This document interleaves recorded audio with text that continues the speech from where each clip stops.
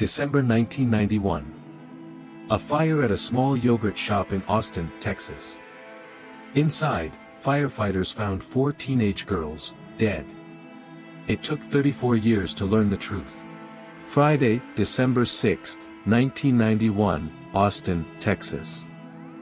At an "I can't believe it's yogurt" shop, 17-year-old Jennifer Harbison and her co-worker, Eliza Thomas, also 17, were closing up for the night.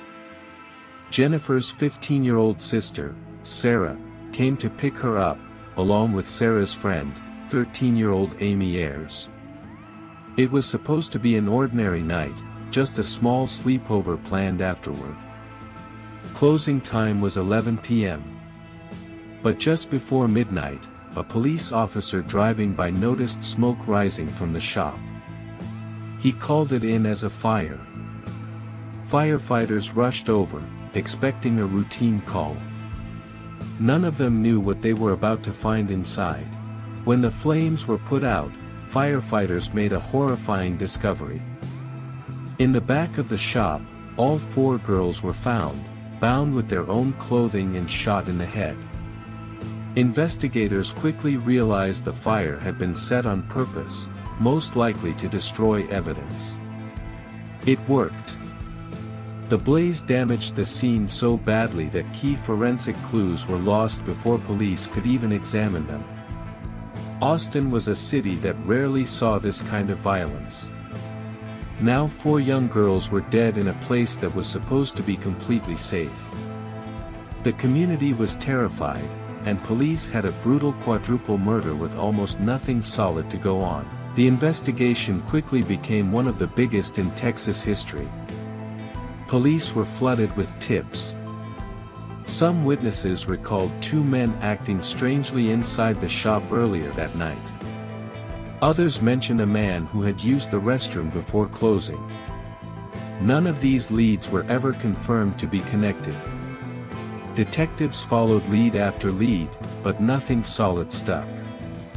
Months turned into years, and the case that had gripped an entire city slowly went cold.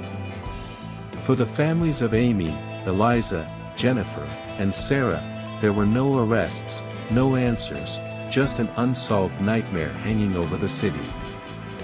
Then, in 1999, 8 years later, police made arrests. 4 young men were charged with capital murder, based largely on confessions. For a moment, it seemed Austin finally had its answer. But there was a serious problem. No physical evidence tied any of them to the crime scene.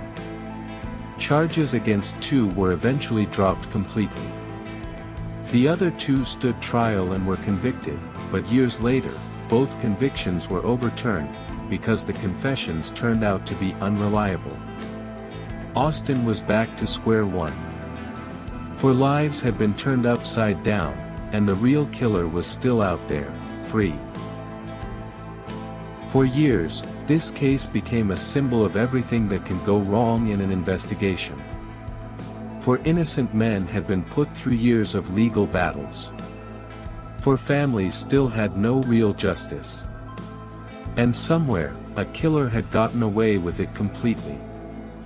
Behind the scenes, investigators never fully gave up. As DNA technology slowly improved, detectives went back and retested old evidence, hoping something would finally match. For a long time, nothing did. Through it all, the girls' families refused to let their daughters be forgotten, showing up to vigils year after year, keeping the case alive in the public eye. The real breakthrough came through genetic genealogy, the same DNA technology that has cracked cold cases across the country in recent years. In September 2025, nearly 34 years after the murders, Austin police made a stunning announcement. They had identified the killer, Robert Eugene Brashers, a violent predator linked to crimes in multiple states. Brashers had died by suicide back in 1999, during a standoff with police, the very same year Austin police wrongly arrested 4 innocent men for this exact crime. Ballistic and DNA evidence finally tied Brasher's directly to the yogurt shop. After more than 3 decades, Austin had its answer. The truth was devastating in its own way. The real killer had lived out his life a free man, never facing justice for what he did. Meanwhile, 4 innocent men had spent years fighting criminal charges, living under public suspicion, for a crime they never committed. In February 2026, a judge formally declared all 4 men innocent, officially clearing their names after more than 2 decades. Later that year, the city of Austin agreed to pay them a massive settlement, a small attempt to make up for everything they had lost. This case shows just how complicated, and how painfully slow, real justice can be. It took 34 years, a crime scene destroyed by fire, and 4 wrongful arrests, just to finally answer the question this city had been asking for a generation. Who really killed those 4 girls? The families finally got their answer. The wrongly accused men finally got their names back. But nothing, not an arrest, not a settlement, not even the truth itself, could ever give back the years that were lost along the way. If this story affected you, remember their names: Amy Ayers, Eliza Thomas, Jennifer Harbison, and Sarah Harbison. 4 teenage girls whose lives were cut short on an ordinary night in December, and whose real story took over 30 years to finally be told right.